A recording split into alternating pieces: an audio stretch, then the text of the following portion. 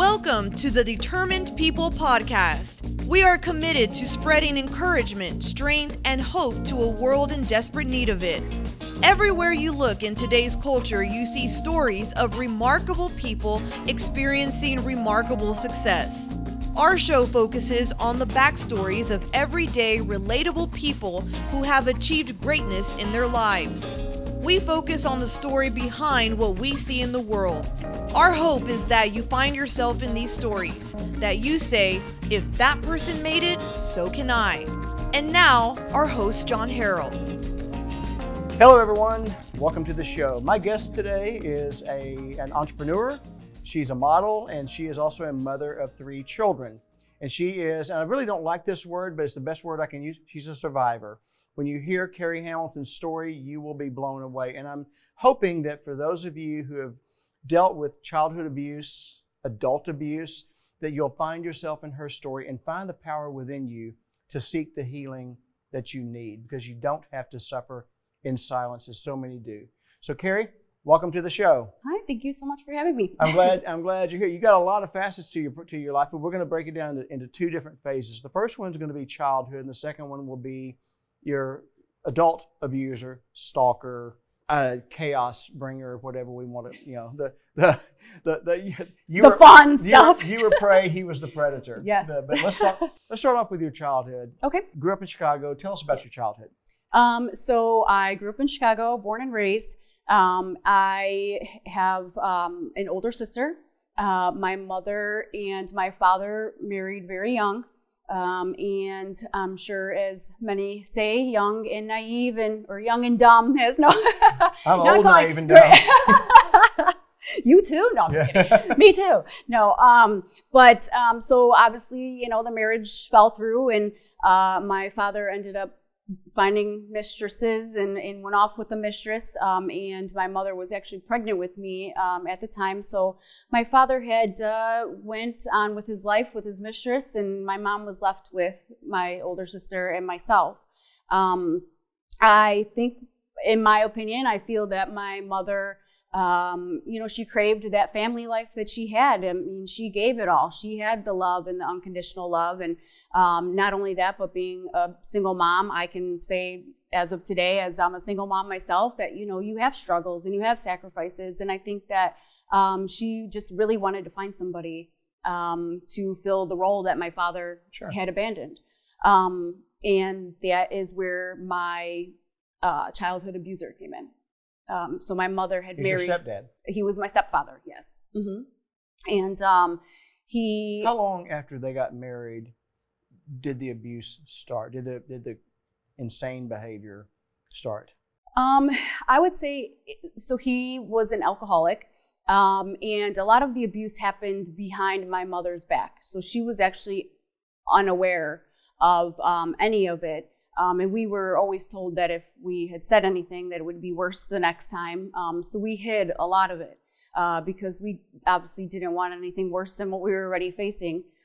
So from childhood, from what I can remember as a child, until we were basically taken away from the situation. So from day one is what I remember. I mean, he and my mother married when I was very young, and obviously you don't remember when you're 1, 2, it was obviously from whatever my recollection, say 4 or 5, when you start really remembering stuff as a child. Mm-hmm. But anything would set him off.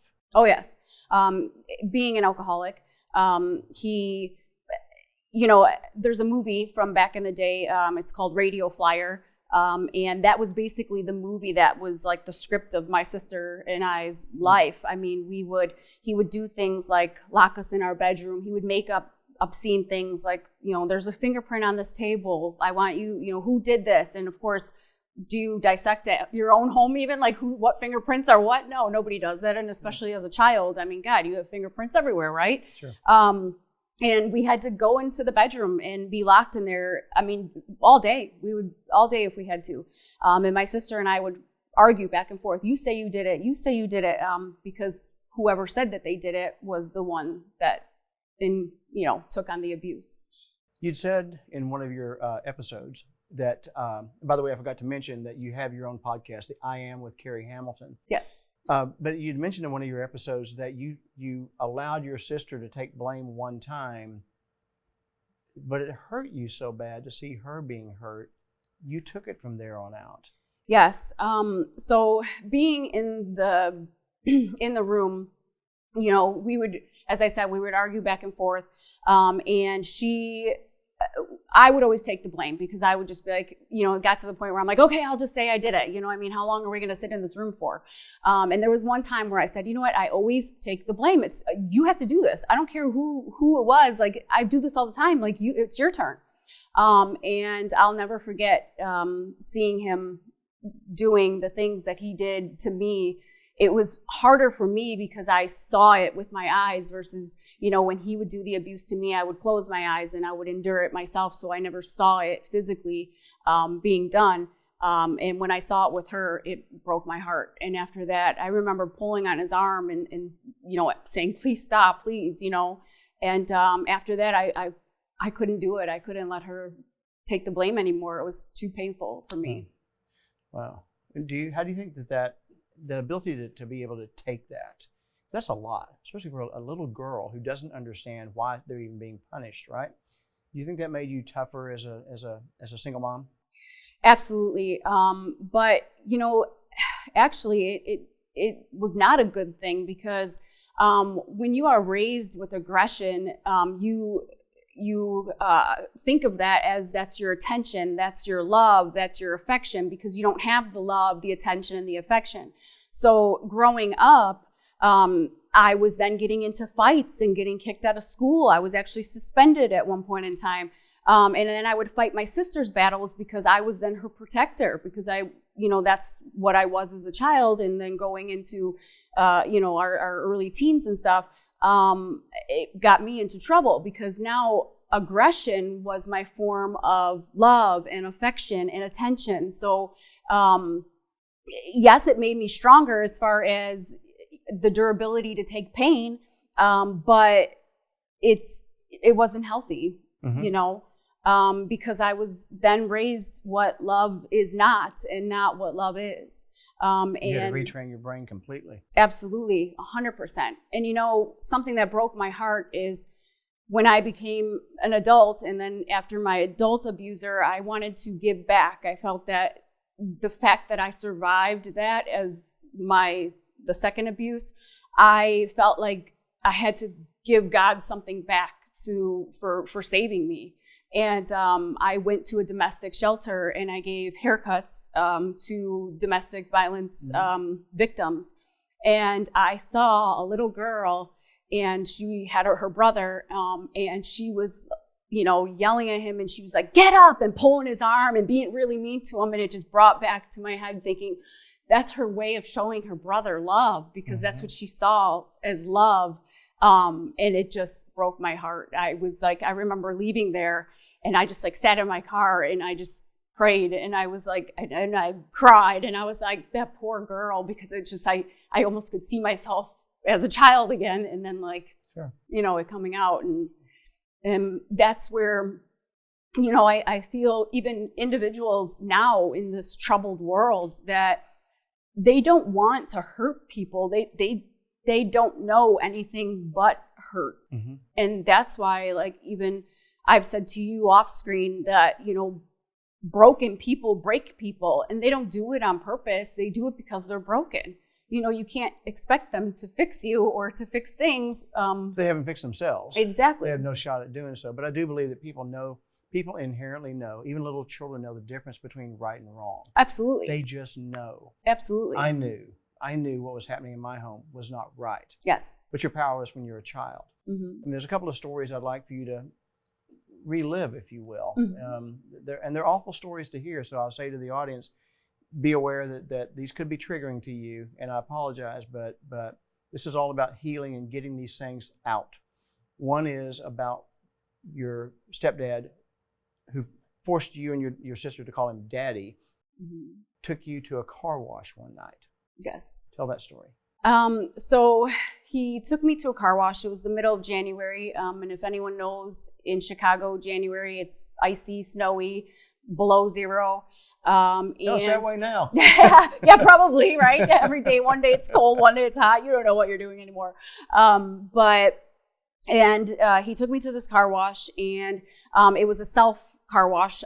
So you obviously wash your car yourself with the hose and the brush thing. And he thought it was just so wonderful to have me screaming and asking him to please stop, and he was spraying me with the hose.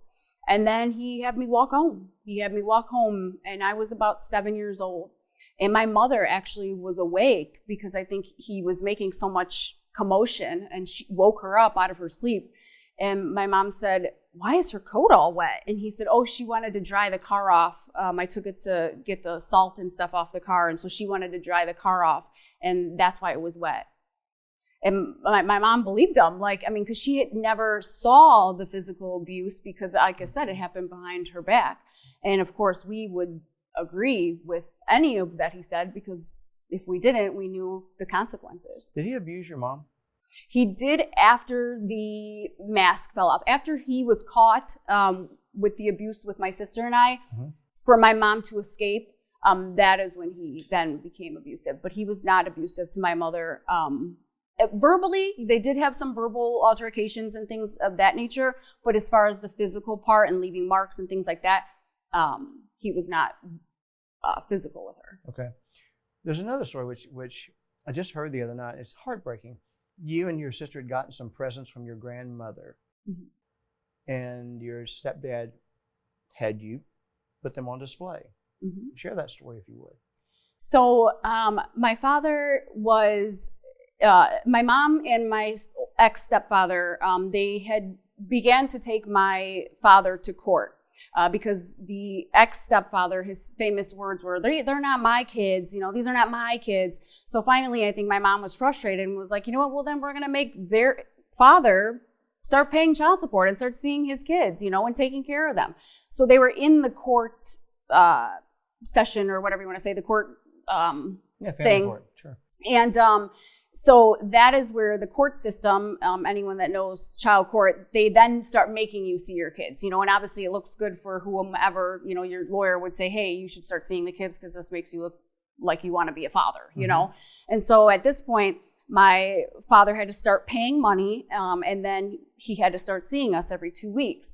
Well, he never had money, and he couldn't make this time and couldn't do that. Well, our ex-stepfather was like, well, then you don't have money, you don't see your kids, and so he would start keeping us from him.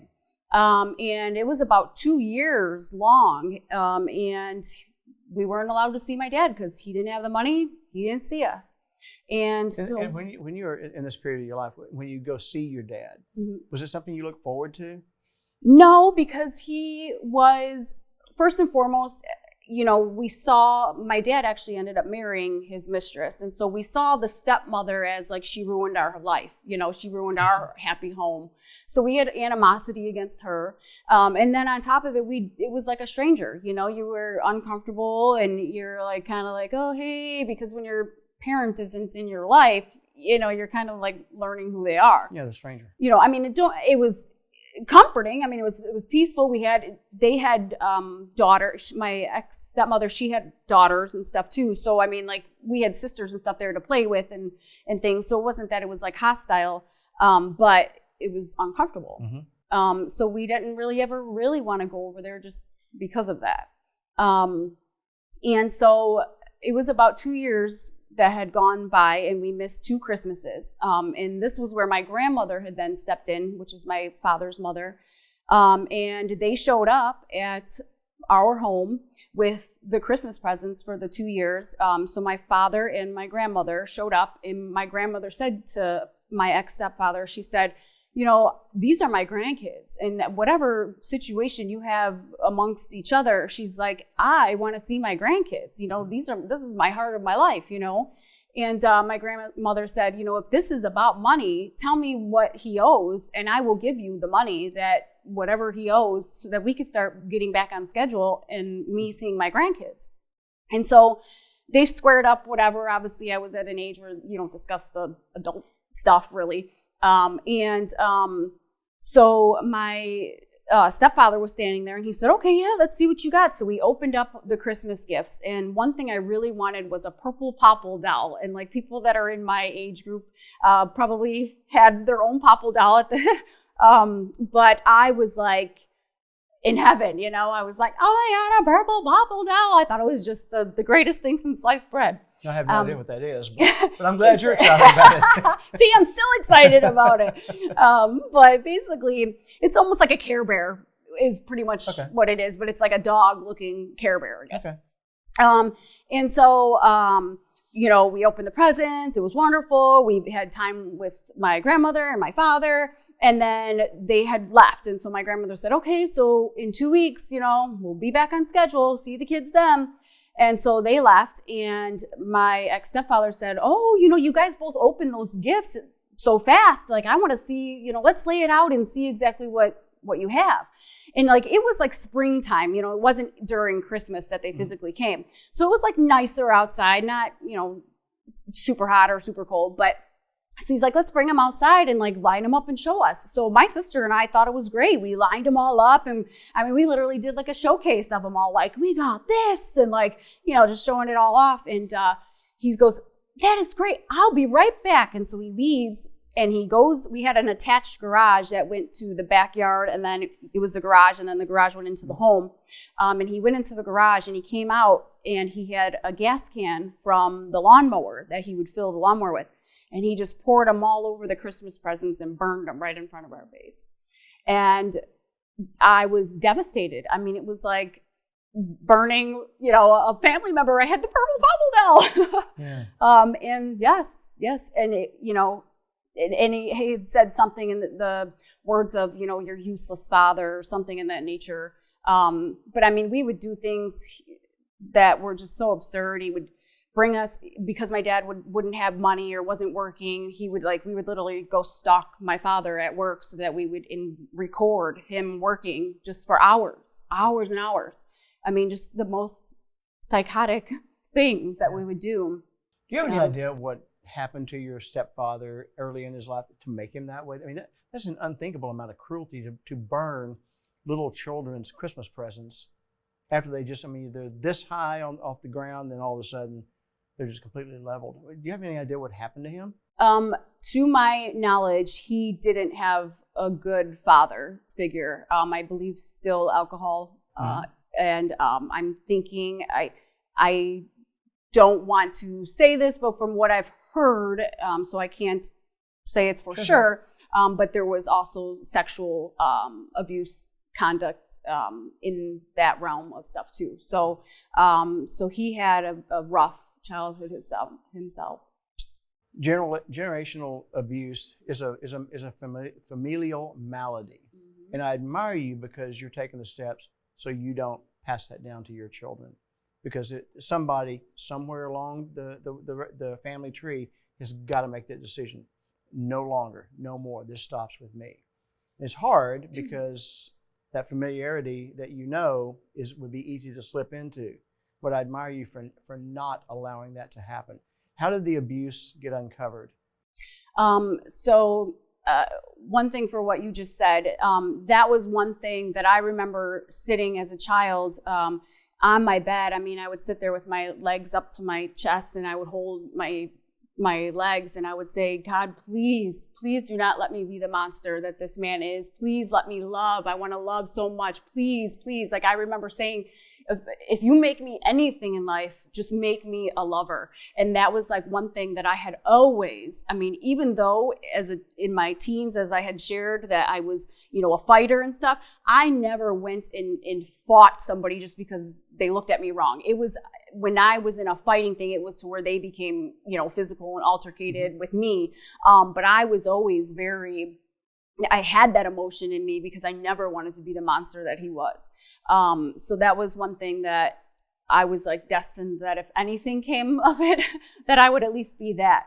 But how the abuse was uncovered is there was one weekend that my sister and I, we would go outside and we called it run the bases. And basically what it was is there was like a home plate And there was a pole that came off of the home plate, and on there was a ball, and the ball was attached to the string. So when you would hit the ball off of the pole, it would just kind of, it would just like roll on the whatever. It wouldn't go, it would just like roll on the string. And so my sister would hit the bat or take the bat and hit the ball, and I would run the bases, and then it would be my turn, and then she would run the bases.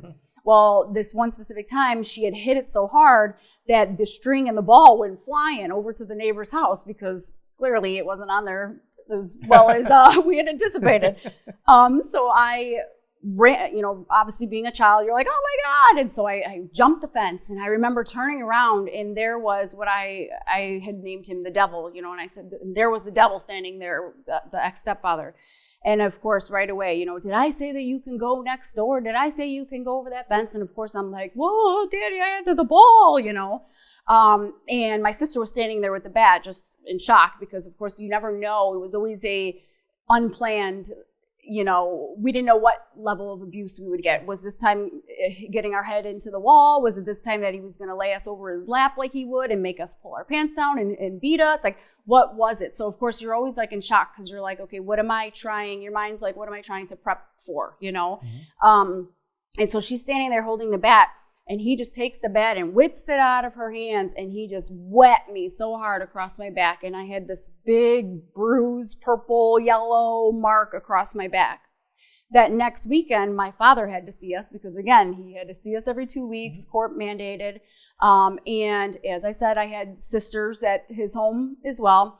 And so when my sister and I would go there, we would have 5 girls then because they had 3, and then us 2 would go there. And this specific weekend, we were playing in a sandbox like all day long. And at the end of the night, my father had said, okay, you guys, bath time. And he would always put 2 or 3 of us in the bath at the same time. I mean, we're all girls, same age groups, And I remember telling him, no, I took a bath before I came here. And he's like, absolutely not. You have sand all over you. I mean, it was in my hair. You know how it is. You're dumping it on your sister's head and, and I was like, nope. And I remember laying on the ground and kicking my feet. And I think I even said, I hate you. You're not going to touch me. Don't get my clothes off. And of course, my father was a grown man.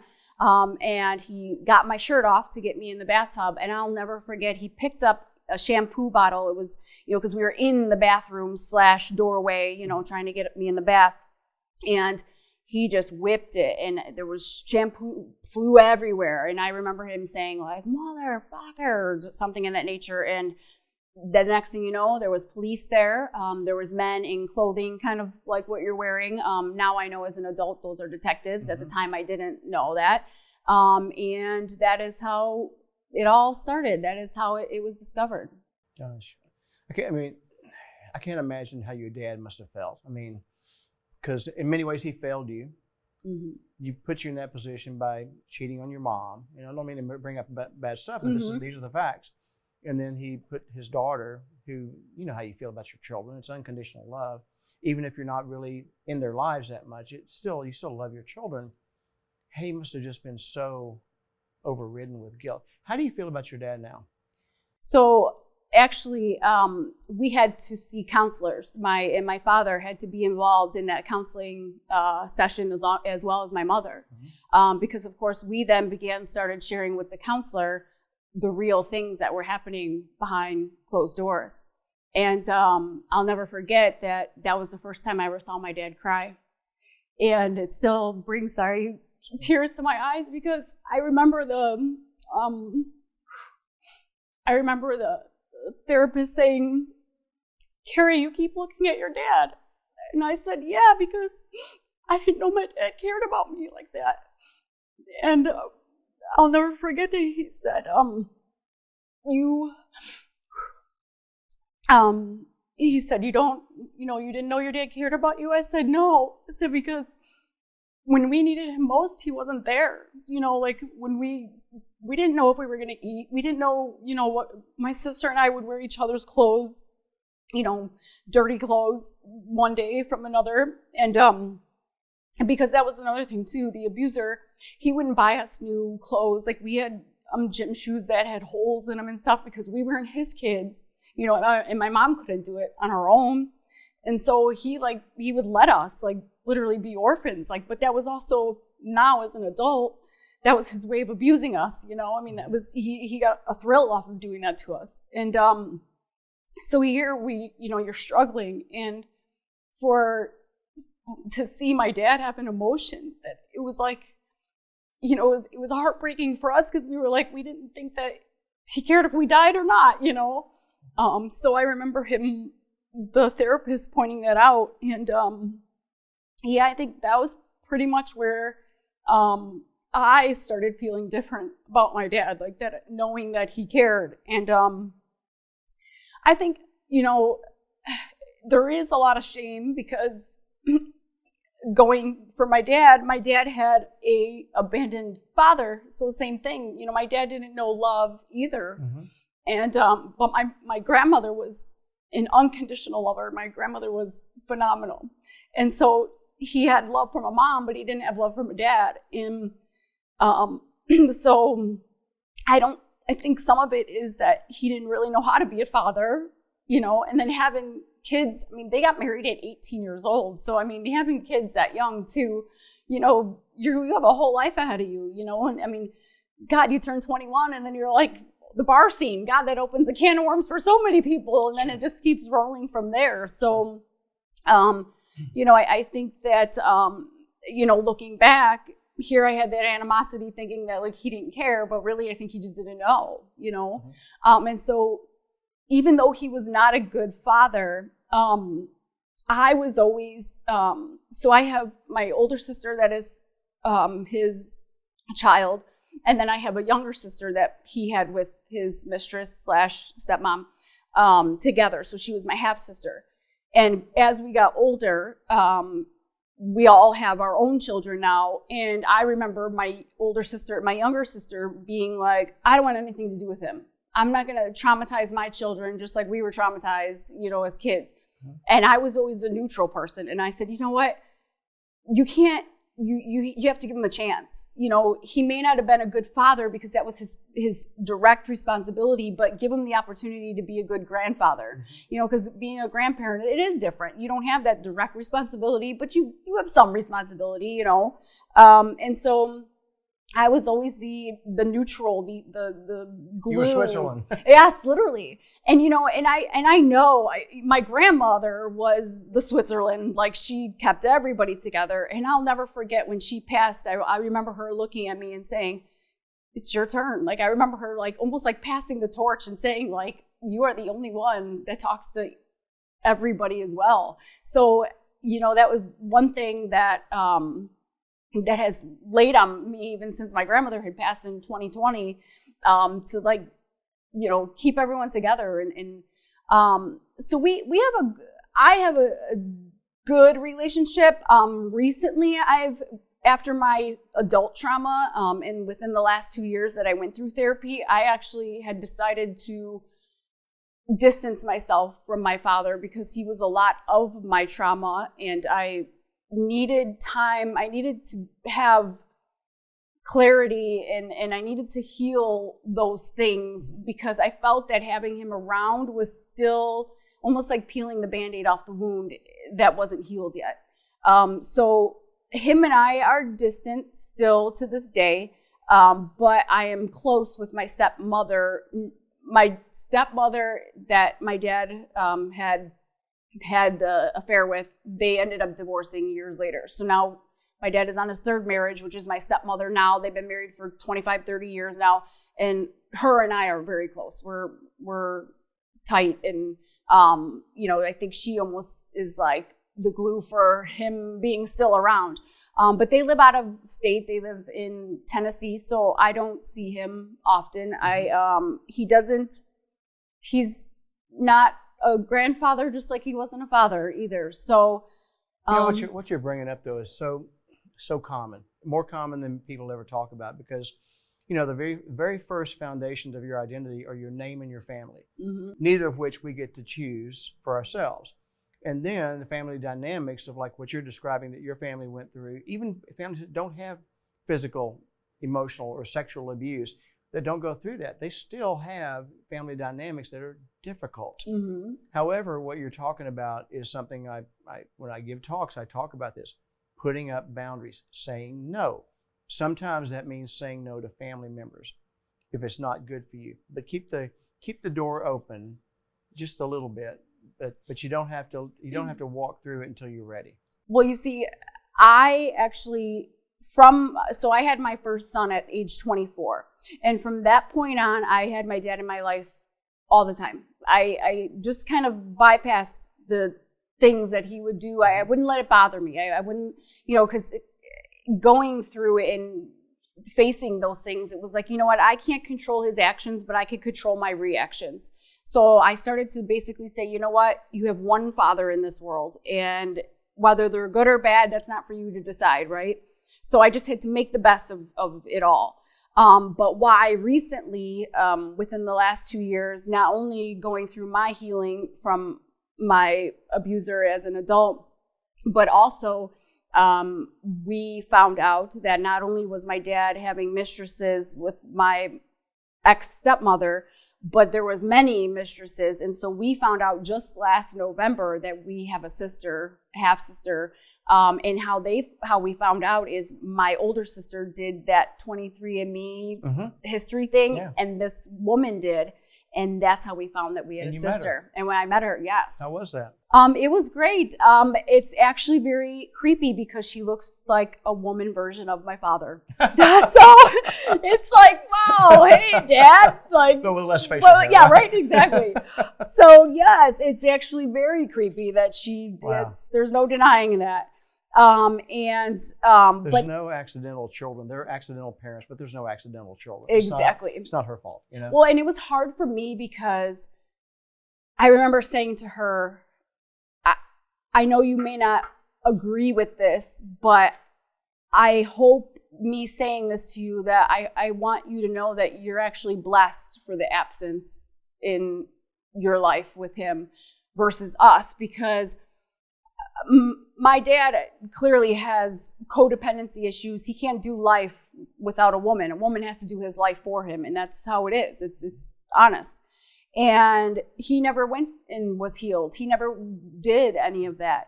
And so we always came second to women. And, the minute a new woman was around, we were chopped liver. And that must have blown his mind because all he's having is daughters. Right? Oh, yeah. So that's where some of the animosity was when I found out the sister. Sure. I was like, I'm still paying your consequences in life, and here I am, 42 years old.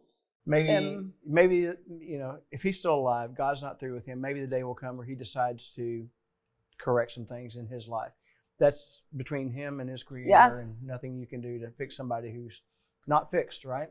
True. All we can do is work on ourselves. Let's switch gears a little bit and move into, I want to move into, you got married, you got divorced, you're a single mom with 3 kids, and then you meet a guy. Yes. How did your childhood lead to you making some, honestly, bad decisions when it came to men? So my ex-husband and I, we were married for 10 years, and I'm the one that chose divorce, and it was because I didn't feel loved. I felt that I was constantly like begging him to show me love. And in his mind, he was, but I decided to go back to church, and I was at a church sermon, and the pastor said how people that lack love do gluttony. And basically what they're doing is they're buying things and associating love with things or people. A lot of that in this world, yes. Yes.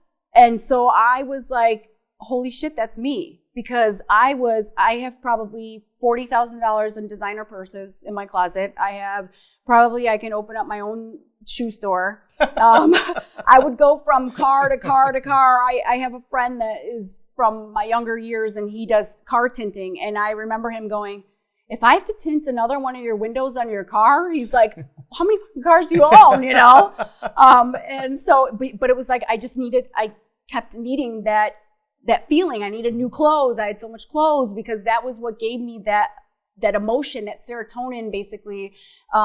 But they're temporary fixes. You're trying to fill your heart with something that can't be filled by stuff. Yes. We all come to that day of reckoning at some point. Absolutely.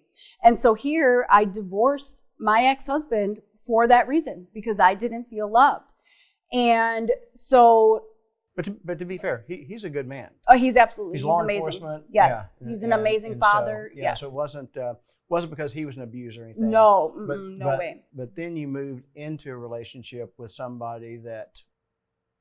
What? Yes. So 2 years. I waited 2 years to just acclimate my life, and being a single mom. Now a job of two is now a job of one. And I have a friend who is a doctor.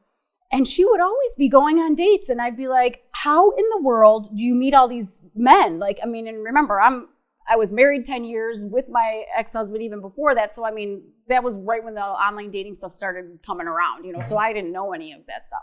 And so she said, oh my God, I online date. I said, what is that? Well, she introduced me to like the Bumble app and the Tinder app and all that. And I was like, this is awesome, because obviously you see the pictures and whatever. You got stung by the Bumble. Oh, right. Very much so. Actually, I call him the Bumble Stumbler, actually. So, but as much as I will say online dating has worked for many people, there's people out there that are happily married even to this day. But it is a breeding ground for narcissistic, abusive people, because what narcissistic people do in the beginning is they love bomb. Well, I fell right into the hole because the only thing that I wanted in my marriage was love. So he gave you a lot of attention. He gave me all the attention that I wanted. I was on cloud nine, literally. This is real. This was it. This is the deal. Yes. I mean, I even started helping him pay his debt because I thought, well, I'm not going to go into a marriage in all this debt. So let's start, unbeknownst to me that it was a facade, but I'm sitting here thinking, oh, I'm doing something great. I'm helping this man and paying his bills. And, but that's because if we're going to get married, I don't want to have, thousands of dollars in debt. Sure. I want to start a fresh slate, right? And so, yes, so that is how I met the abuser, is because I met him online dating, and I fell for the love bombing. And as anyone knows, with narcissistic people, first and foremost, I had never been with a narcissist in my whole entire life. I would hear that word being used, but I didn't really know what it was. Sometimes applied to other people. Exactly. And I didn't educate myself to it. And I mean, I was married. I didn't need to know what that meant. I'm not in a dating world, right? And the thing is the problem with today is everybody has characteristics of narcissistic people, because there's like, let's say, for instance, myself or yourself, like we take care of ourselves. We like to get our hair done or, our hair groomed and stuff. So people could say, oh, you're narcissistic because you're egotistical with your looks. And, they could say that that's it, But realistically, narcissistic people don't have empathy at all. Everything is an entity to them. So it's a supply source. So it's whatever you do for them. Sure. And your prey, they're the predator. Absolutely. And they're experts. They're like ninja warriors at finding prey. They are con artists, professionals. How long did it take in the relationship for him to start isolating you from your friends? It was right away. Right away, I would, he would get mad if I went, out with my girlfriends or, and I just looked at it like, oh, he's a little possessive. I mean, because I have girlfriends too that are a little possessive of their spouses or whatever, but it's not like unhealthy. It's more just like he's out all day with his friends golfing and he needs to come home. It's stuff like that. And so I took it kind of with a grain of salt. I was just kind of like, oh, well, he just really cares that I'm out, with my friends. And of course you don't bring your guy to girl nights, just like guys don't bring girls to their boy nights, so why would they want to go to guys? Right, to guys night, right? Yeah. So I mean, I couldn't ask them to go either. So, sure. But yes, so I saw that pullback, but I was okay with it because I, and especially now today, I am not looking to date to go out and have fun. I'm looking to date to marry, to have my forever, to, I don't need to go party the streets. And, I did all that in my 20s, you know. And you're a mother. And I'm a mother, exactly. Exactly. And when did the physical abuse start? So it was about 4 months into the relationship. As an adult, had you ever had a man hit you? Never. Wow. Never. And I have to ask you, what went through your mind the first time he physically hit you? So here's like the catch is that they don't just cold clock you in the head, okay? Like they do things to hurt you to where they could be like, well, I didn't, like for instance, say I pull this chair out from underneath you and you fall on the floor and you hurt your arm or whatever. They're like, well, I was grabbing the chair. So my first instance, what happened was his ex-wife actually had already been contacting me saying, get away, he's abusive, he's a narcissist, he will ruin your life. And me being a heartfelt person, like I took it with a great, I'm not one to, I'm a woman's woman, and probably because having a single mother, and being from what I went through as a child. So I was respectful to her. I was nice to her. And I took what she had in the back of my mind, but I also didn't see any physical altercations or anything of that sort. So I'm kind of like, well, everyone's relationship isn't the same either. And they were married for 13 years. So I'm like, I mean, did this abuse happen when you guys were in your 20s and you guys were out drinking all night and being dumb and doing stupid stuff as kids? Sure, but you hadn't seen any of that behavior yet. None, zero. I was in the love bombing, so I saw the complete opposite. Sure. And so this thinking it must have been her, not him. Right. And I mean, and that's what they do. They already build that character of the ex being either crazy or, they have issues or whatever. Mm-hmm. So, you believe that because they didn't show you otherwise, right? Mm-hmm. And so this specific day, I was sleeping at his house because one of my friends was having surgery and she lives kind of close to him. So rather than coming from my own home, I had asked if I could stay there. Well, his ex-wife actually messaged my phone in the middle of the night and it lit the whole room up, because we were already sleeping. And so he was like, turn it over, Kerie. Yes, right? Well, but I wasn't hiding anything either, like, so, sure. And so he was like, open your phone. It's a man. And I was like, I don't know. It's definitely not a man. I knew that, and he's like, open your phone. And I mean, he wouldn't live it down, so I opened it and then that's where he saw that it was her. And she was like, and that specific day, she was like screenshotting me things that he was acting crazy that day, and she's like, I want to make sure you're okay because look at what he sent me earlier, and it was like him being psychotic to her. And that set him off.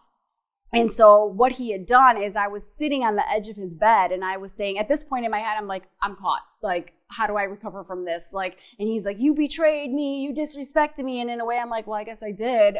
But you hadn't done anything. Well, I'm not one to have secrets. The mind fuck is already in place. Yes. So, yes. So I'm thinking, yeah, you're right. I should have probably told you that she messaged me. But I hate drama. I'm not one to cause chaos.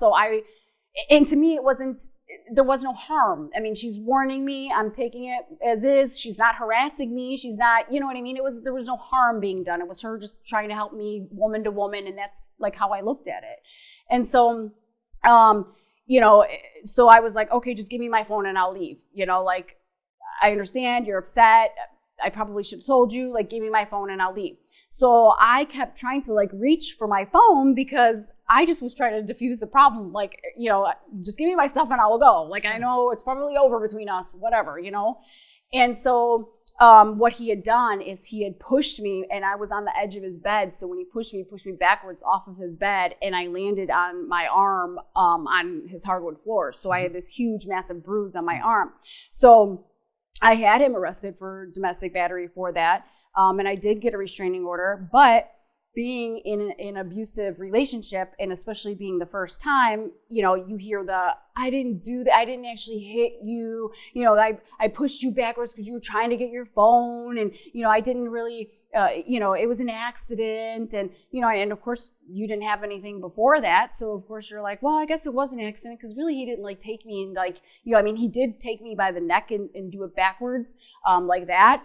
But like he didn't grab my neck and like choke me out or like do anything with that nature. So I'm like, well, I guess it could be an accident, I guess. I mean, I was trying to get my phone and, so your mind will start playing tricks on you and get you to rationalize. Yes. Well, now it was horrible behavior. You don't horrible. Ever lay a hand on a woman. I don't care if you're playing around. You don't lay a hand on a woman. Yep. And and I remember, I told the police, he had choked me, like grabbed me by the neck, pushed me backwards. And I remember when the ex found out, she was like, he choked you. Like, what are you doing? And I was like, well, he didn't really choke me. She's like, it's in the police report. He choked you. Like, I remember her like almost like looking at me like, are you really like trying to deny that really happened? And now on the flip side of it and going through the therapy and all of that, that's actually the number one thing that abusers do is they choke their victims. Really? And victims use the word choke because Really? yes. And believe it or not, the ones that choke their victims are the ones that are most likely to kill them too. Sure. There's a little hyoid bone in here. It doesn't take much pressure to break it, but if you do, you'll kill the person. Yes. And he literally could have killed me because, he just right there and I went backwards off the bed, And so what you're talking about, though, with the way you're rationalizing in your mind, and I've got a lot of compassion for people that have been in abusive relationships who go back. Because people shame people sometimes, like, you don't have a right to do that. People go back for their reasons until they get healthy enough to actually leave and stay gone. So, but this is good because people need to hear this. And if there's somebody out there that is in an abusive relationship, please take this to heart because it only gets worse. Yes. At some point, your life is really going to be in danger. And it may just seem like it's no big deal. It was a one-time thing. It never is. Get away. You can't fix them. You can't help them. Keep going. And so that was basically me peeling the mask off because now that he knows that he's been exposed, it was literally downhill from there. One thing that anyone that is in a domestic violence situation, you actually are an addict. So, and basically, because they put you on the love bombing in the beginning, that's the high. So you're getting that serotonin, and they literally say domestic violence individuals are the same as heroin addicts. That's why heroin is such a fast and such an addictive drug, because I guess the high from heroin, I personally have never done that drug in my life, but the high is so high that, people will do it once and they're an addict. It spikes, and then you spend the rest of your career with heroin or with an abuser trying to reach that high again, and you just can't get there. And then the abuse is so low, that's the dopamine. So you are on that tilt-a-whirl, and that is what keeps you for the abuser. Had you been in any kind of therapy up to this point? No. So you really weren't healed at all, just trying to make your way in this world with a really kind of a messed up brain, if you will, from your childhood. And then going through the trauma of a divorce, because it is traumatic. Nobody gets married thinking they're going to get divorced, right? Nobody sets out in life to be homeless, and nobody sets out in life to be with an abusive person. But you're trying to navigate this world where chaos actually feels comfortable. Yes. Well, that's just it. Because in my childhood, I was raised to know what love is not and not what love is. That chaos is actually the love. Mm-hmm. So that was another reason that kept me going back, was the fact that was what I knew as love. So when men are out there and they find these women and they're like, I was so good to her. Like I was, let's say my instance, I was paying her bills. I put this girl on a pedestal and she just ripped my heart out. It wasn't good enough. And, good guys do finish last, and they get so upset over the women that are basically just taking whatever and leaving.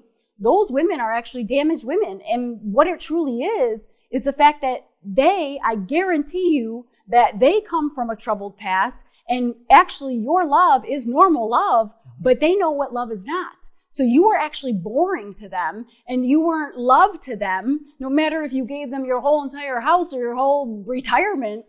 That they don't know. They don't know that is love, because they know opposite. Now, had you probably told them that they were ugly and fat and that they should change their clothes or something, they probably would have stayed with you. Like a puppy dog, right? Yes.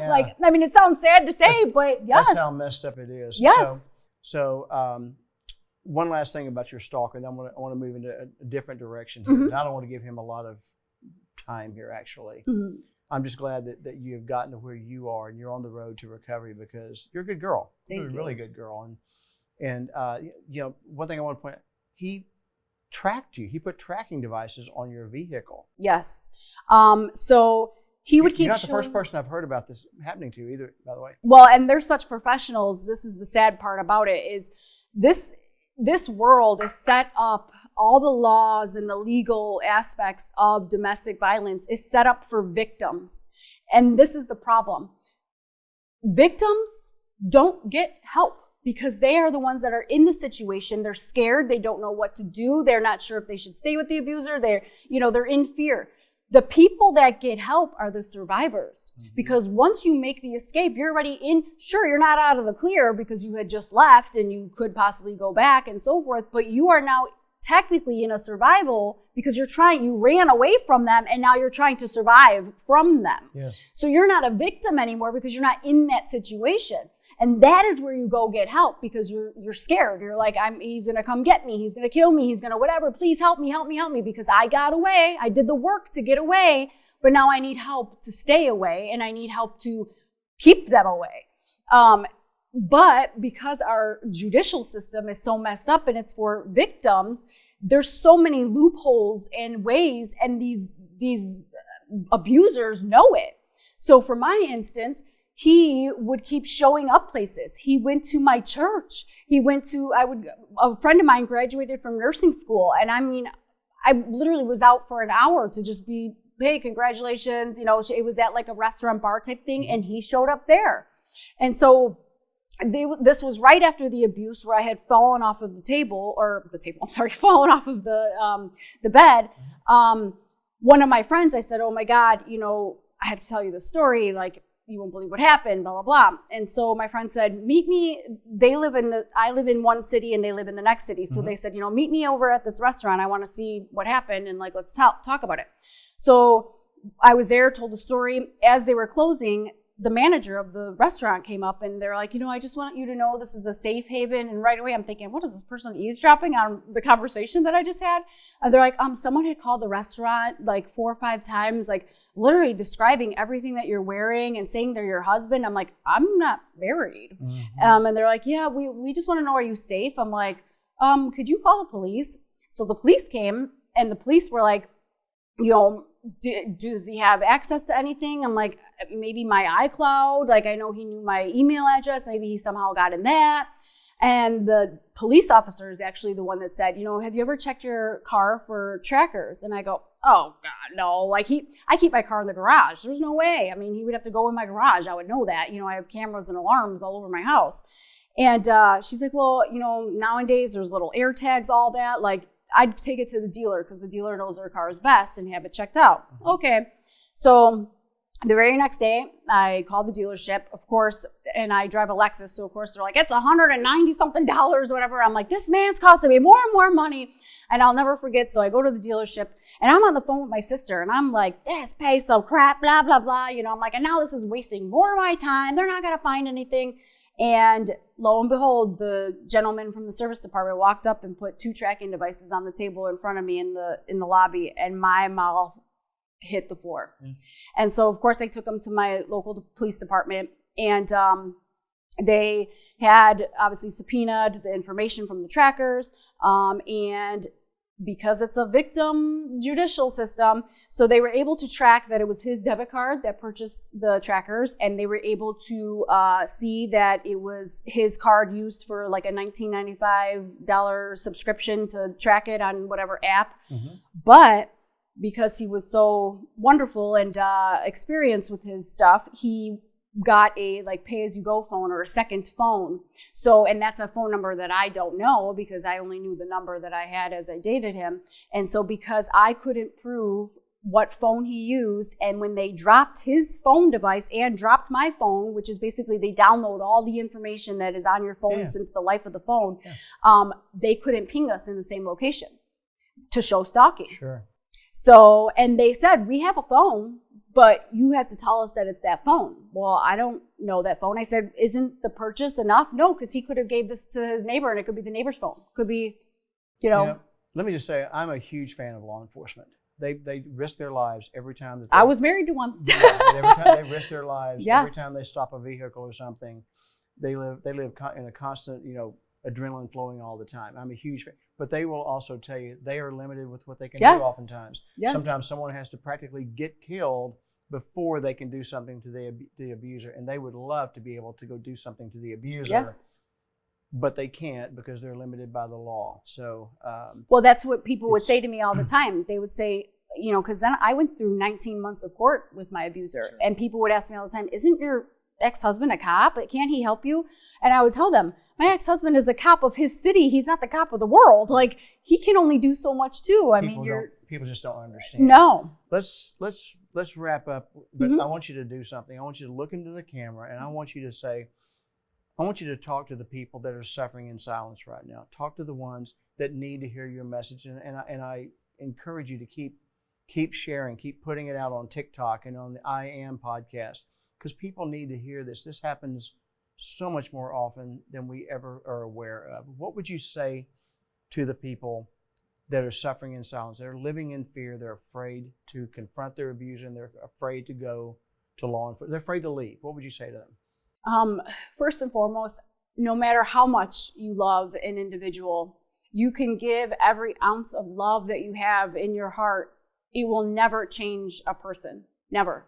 So the way that they act it's a deeper source than what you see or the repercussions that you're getting. And the only person that can save them from that or can change from that is themselves. There's only one Savior in this world, and it's Jesus Christ. It's not us. It's not any of us. So you cannot and will not save them. And you have to come to a point where you love yourself more than your abuser to leave. And that's pretty much what happened with me. Is it got to a point where I said, you know what? I'm dying staying, because it takes a toll on your mental health, your physical health, your spiritual health.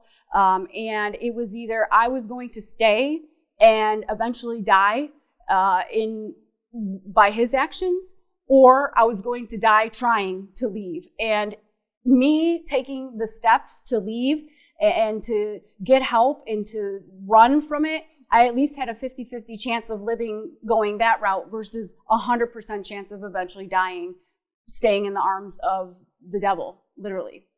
And you are not alone. You're not crazy. You're not delusional. It's not you. Don't let them gaslight you. They will switch it. They will manipulate you. They will make you think that it's your fault. It is not your fault. You are amazing. You are a loving person, and that is exactly why they chose you as their victim, because they know that your heart is unconditional love and you would do anything in this world for them. And they know that, and that's what they're taking advantage of. They're manipulating you. The only thing I would add to that is there are good people out there. You got to look hard for them sometimes, but they're out there. Kerie, thank you for what you're doing. Thank you for being brave enough to come to share your story in a public format like this. Everything's out there now, and I encourage you to keep going. Go talk to groups in schools. Go talk to colleges. Go talk to women's groups. Talk to men's groups, and keep sharing your story, because you know the theme of this show is spreading encouragement, strength, and hope to a world in desperate need of those things, and they are. So thank you very much. Thank you. That is our show for today. We have had the domestic abuse hotline number on the screen. Please, if you are suffering in silence, if you're afraid, take that one brave step, make the call. There's resources to help you. They will do it. Don't be afraid.